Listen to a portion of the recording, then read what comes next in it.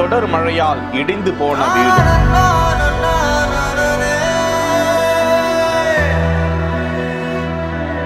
இருக்க வழியின்றி உறவினர் வீட்டில் தஞ்சமடைந்த ஏழை குடும்பம். மயிலாடுதுறை மாவட்டத்தில் தொடர்ந்து மழை.